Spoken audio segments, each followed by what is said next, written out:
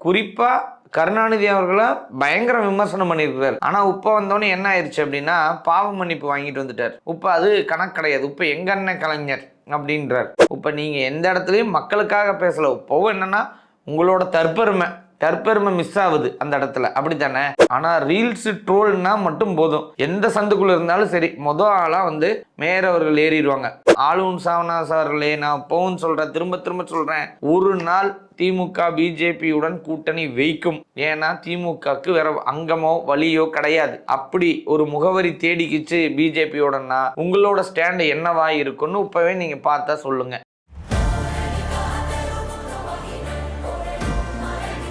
दामातों दिन दौलत on the face of fire. சாப்பிட்டா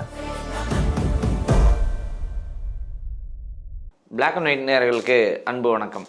இப்போ சட்டமன்றத்தில் அதாவது மக்களை பற்றி பேசுறதுக்கு அப்படிங்கிற நேரத்தையெல்லாம் ஒதுக்கிறத தாண்டி, அதாவது முதல்வர் அவர்கள் வந்து எங்கே அலுவலக மாற்றம் பண்ணுறாங்க, இல்லை மற்ற பேரெல்லாம் ஏன் மாற்றினாங்க, மக்களுக்கு தொகுதிக்கு எங்கள் தொகுதிக்கு வரல, அதுக்கான பணத்தை கொடுங்க, இந்த தொகுதியை நாங்கள் ரொம்ப நாளாக சொல்லிக்கிட்டே இருக்கிறோம், இந்த தொகுதிக்கு எதுவும் செய்யலை அப்படிங்கிற ஒரு குறை தீர்ப்புக்கும் மக்களை பற்றி பேசுறதுக்கும் சட்டமன்றம் அப்படிங்கிறதெல்லாம் போய் தாம் பெருமையை வந்து லிஸ்ட் போடுறதுக்கு சட்டமன்றம் அப்படிங்கிறது. குறிப்பாக இந்த ஏவாவேலு அவர்கள் என்னன்னா, இப்போ ஒரு மாதம் அவர் வந்து வெளியிலேயே இருந்தாரு, எல்லாத்துக்கும் தெரியும், வெளிநாட்டிலேயே இருந்தாரு, பாவம் அவருக்கு உடம்பு சரியில்லாமல் இருந்தாரு, நம்பிட்டீங்கல்ல, அந்த மாதிரி நான் நம்பினேன். இப்போ வந்து என்ன பண்றாரு, அந்த நம்பின மாதிரி பயங்கர ப்ரோ ஆக்டிவா இருக்கிறாராம். அதுல வந்து ஏன் வந்து மாத்துனீங்க, எங்க அண்ணன் கட்டி கொடுத்தது, எங்க அண்ணன் கலைஞர் கட்டி கொடுத்தது தான் அந்த 10 கட்டடம் மாடி, அதுக்கு நீங்க மாறுறீங்கிறது எனக்கு ஒரு சந்தோஷம் தான். ஆனா இருந்தாலும் எம்ஜிஆர் அவர்களோ கருணாநிதி அவர்களோ முன்னாள் முதலமைச்சர் ஓபிஎஸ் அவர்களோ, அதுலேயும் ஓபிஎஸ் அவர்களை சொல்லும் போதும்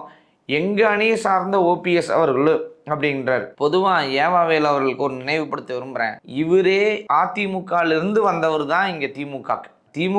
அவர் அதிமுக இருக்கும்போது இவரு குறிப்பா கருணாநிதி அவர்களை பயங்கர விமர்சனம் பண்ணியிருக்கிறார். ஆனா உப்ப வந்தோடனே என்ன ஆயிடுச்சு அப்படின்னா, பாவ மன்னிப்பு வாங்கிட்டு வந்துட்டார். உப்ப அது கணக்கு கிடையாது. உப்ப எங்க அண்ணன் கலைஞர் அப்படின்றார். அந்த மாதிரி அப்புறம் அவரோட சட்டமன்றம் எதுக்கு, அந்த விவாதம் அப்படிங்கிறதே மானியத்துக்கான விவாதம், அதை பத்தி பேசலாம். அதை விட்டுட்டு நாங்க இதை செஞ்சோம், நாங்க அதை செஞ்சோம், ஏன் நீங்க வந்து காமராஜர் பெயரை வைக்கிறீங்க, எங்க தலைவர் வந்து நான் வந்து முக ஸ்டாலின் திட்டம்னு வைக்கலான்னு சொன்னேன், வேணான்னு சொல்லிட்டாரு, மக்களே உங்களை வேணான்ட்டாங்க, அதை பற்றி தெரியல. அதை விட்டுட்டு ஸ்டாலின் திட்டத்தை வச்சன்னாரு, அது வேணான்னுட்டாங்க, அதனால அவர் முதல்வர் திட்டம்னு காமனாக இருக்கணும்னு நினச்சாரு. நீங்கள் ஜெயலலிதா அம்மையார் வச்சுருந்ததை அழிக்கணுங்கிறதுக்கு முதல்வர் திட்டம்னு காமனாக வச்சுட்டீங்க, அப்படித்தானே? அப்போ அதை மறைக்கிறதுக்கு இது அப்படின்னு வச்சிங்க. இவர் வந்து காமராஜர், கல்விக்கண் திறந்த காமராஜர் அப்படின்னு எதுக்காக பேர் வச்சுருக்காங்க? காலை சத்துணவு திட்டம் எதனால் யாருனால கொண்டு வரப்பட்டது, இதெல்லாம் கொடுத்த காமராஜர் அவர்கள் பேரை வைக்கிறது ஒரு நியாயம் தானே, தவறு இல்லையே. அவர் ஒன்றும் ஜோசப் விஜய்னு வச்சுக்கிட்டாரா, இல்லை அவங்க அப்பா பேருக்கு இது வச்சுக்கிட்டாரா?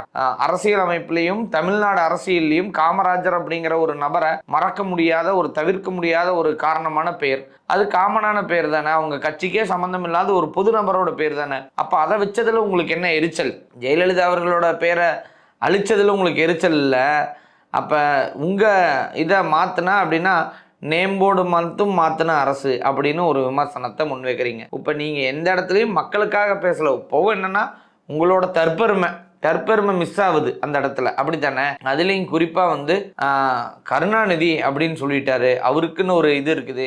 என்ன இருக்குது? அதே கருணாநிதி அவரை மக்கள் தோல்வி தெளிவித்த ஒரு கடைசி தருணத்தில் கூட அவர் முதலமைச்சராக இருந்தெல்லாம் விடைபெறல. அவர் வந்து தோல்வி தெளிவித்தான் போனார் 10 முறை. அதாவது மக்கள் 2011 வேண்டான்னு சொன்னாங்க, சரி, 2016 அவரை வேண்டான்ட்டாங்க.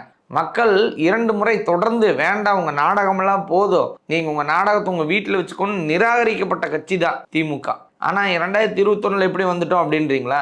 அந்த எடப்பாடி பழனிசாமி அவருக்கு நம்பகத்தன்மையை மக்கள்கிட்ட இழந்த காரணத்தினாலையும், கண்டினியூஸா அம்மா மாதிரி அவருக்கு இருக்க தெரியாத காரணத்தினாலையும் கட்சியை வந்து கபலீகரம் செஞ்சு இன்னைக்கு விட்டடிச்சு, இன்னைக்கு கட்சி இருக்குதா என்னன்னே தெரியாம சும்மா உட்காந்து நான் இன்னும் அதை பார்க்கல, இதை பார்க்கல, இதை தெரிஞ்சுக்கல, இதே கதையை இன்னும் எத்தனை வருஷம் ஓட்டுவார்னு தெரியல. இதுல மிக முக்கியமா மேயர் அவர்கள் வந்து மக்கள் நலனுக்காகலாம் இந்த மாநாடு போடுறதுல எந்த இடத்துலையும் இருக்க மாட்டாங்க. மக்கள் நலனுக்காக ஏதாவது பேசுற சொன்னா அதை பத்திலாம் பேச மாட்டாங்க.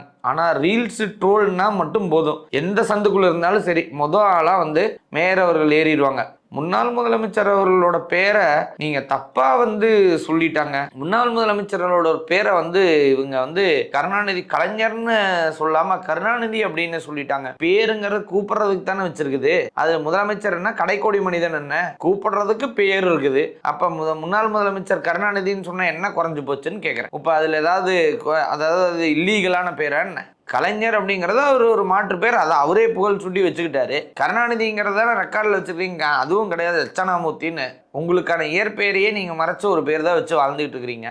அதை சொன்னதுக்கு என்னமோ அடைமொழியில் தான் சொல்லணும், அடைமொழியில் தான் சொல்லணும். மக்களே அந்த அடைமொழி வேணான்னு தூக்கி எறியப்பட்ட கட்சி தானே. இதில் மேயர் அவர்கள் மேயர் வேலையை தாண்டி வேற எல்லா வேலையும் சரியாக தான் பார்க்குறாங்க. ஏன் அதாவது ஏர்னா ட்ரோலு, அதை ஏதாவது ஃபேமஸ் பண்ணால் நமக்கு ஏதாவது கட்சியில் நாளைக்கு சீட்டு கிடைக்கும், மவுஸ் கிடைக்கும் அப்படின்னு திரும்ப அவங்க சென்னை மாநகராட்சிக்கு உள்ள அந்த மன்றத்துக்குள்ள உள்ள வருவாங்களானே தெரியாது. எலெக்ஷன் நடந்தால் தான் அதை பற்றியே நம்மளால தெரிஞ்சுக்க முடியும். இப்போ பொதுவாக இதுக்கு ஒரு போராட்டம் திமுக, அதாவது திமுக எந்தெந்த இடத்துலாம் வந்து பிரச்சனை பண்ண முடியுமோ, மக்களை திசை திருப்ப முடியுமோ, அந்த மாதிரிலாம் ஒரு திசை திருப்புற ஒரு செயல். அதாவது அவங்க அப்பாவே உதயநிதி அவங்க அப்பாவே வந்து முதலமைச்சராக இருந்துட்டு போயிட்டார். இதில் முன்னாள் முதலமைச்சர் அவர்கள் பேரை சொல்லிட்டாங்க.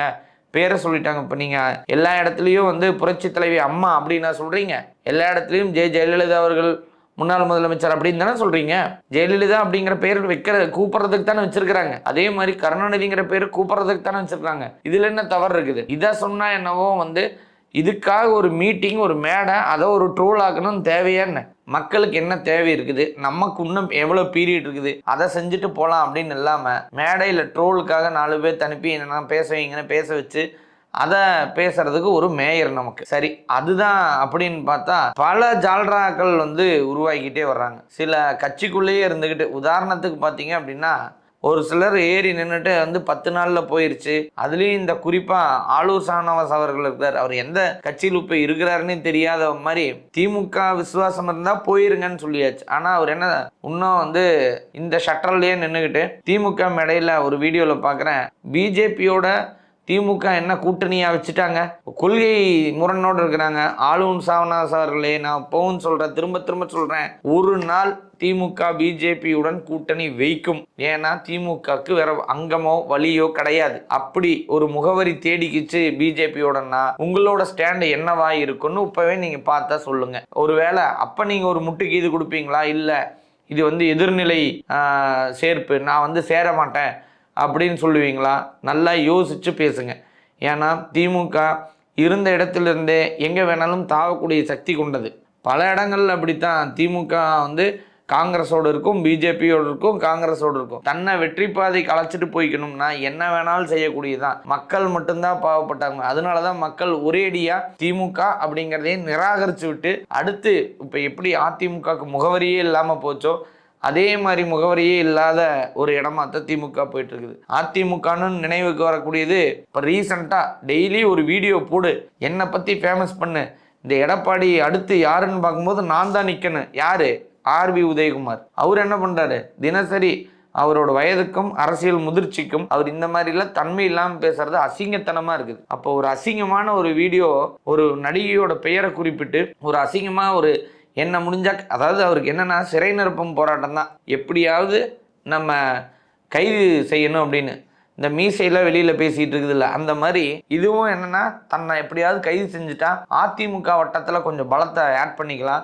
ஒரு வேளை சிவி சண்முகம்லாம் வந்து அந்த பொதுக்குழுவில் பிரச்சனை பண்ணி எடப்பாடி வேண்டவே வேண்டாம்னு டிசைட் பண்ணால் அப்படியே நம்ம ஒரு சாய்ஸாக வந்துருவோமா, நம்மளைய வந்து எல்லாரும் சரி முன்மொழிவாங்களா, அப்போ நம்ம வந்து கொஞ்சம் லைட்டாக பேசி வைப்போம், ஒரு மீடியா ஃபோக்கஸ் எடுத்து வைப்போம் அப்படிங்கிறதுக்காக கண்டதை பேசுறாரு. ஸோ இதெல்லாம் வந்து பார்வைக்கு ரொம்ப யதார்த்தத்தன்மை தாண்டி இருக்கிறதுனால மீண்டும் மீண்டும் ஒரு இப்போவாவது அதிமுக 3ஆம் இடம் போனாலும் அவர் வெற்றியாவது பெற்றார். இப்படிலாம் பேசிட்டு இருந்தாருன்னா அடுத்த தடவை சட்டமன்றத்துக்குள்ள வர்றதுக்கான வாய்ப்பையும் இழந்து இப்போ சட்டமன்றத்துக்குள்ளேயே வர முடியாத ஒரு இடத்துக்கு போயிட்டு மாபெரும் ஒரு தோல்வி தான் பார்ப்பாரு அப்படின்னு. எந்த இடம் தவறு நடந்திருந்ததோ அந்த இடத்த நம்ம தவறு அப்படின்னு தான் சுட்டி காட்டுறோம். போன தடவை தாவேக்கால தவறு நடந்த விஷயத்த நம்ம சுட்டி காட்டிக்கிறோம். முன்னாடி இருக்கிற காணொலியில் போய் பார்த்தீங்க அப்படின்னா தெரியும். ஸோ சபாநாயகர் பேசினது தவறு, மரிய வில்சன் பேசினது தவறு, இதெல்லாம் சுட்டிக்காட்டி தான் நம்ம சொல்லியிருக்கிறோம். அதனால மாண்போடு நம்ம வந்து நடந்துக்கணும் அப்படிங்கிறது தான். பிளாக் அண்ட் ஒயிட் அரசியல் அப்படிங்கிறது என்ன கருப்பு என்ன வெள்ளை அப்படிங்கிறத வெளிச்சத்துக்கு கொண்டு வர ஒரு சேனலாக நாங்கள் கொண்டு வந்துட்டு இருக்கிறோம். இந்த சேனல் உங்களுக்கு தொடர்புக்கு பிடிச்சிருந்தது அப்படின்னா தாராளமாக சப்ஸ்கிரைப் பண்ணி உங்களோட கருத்துக்கள் என்ன அப்படிங்கிறத கமெண்ட்டில் சொல்லுங்கள். அடுத்த வீடியோவில் சந்திக்கிறேன். நன்றி.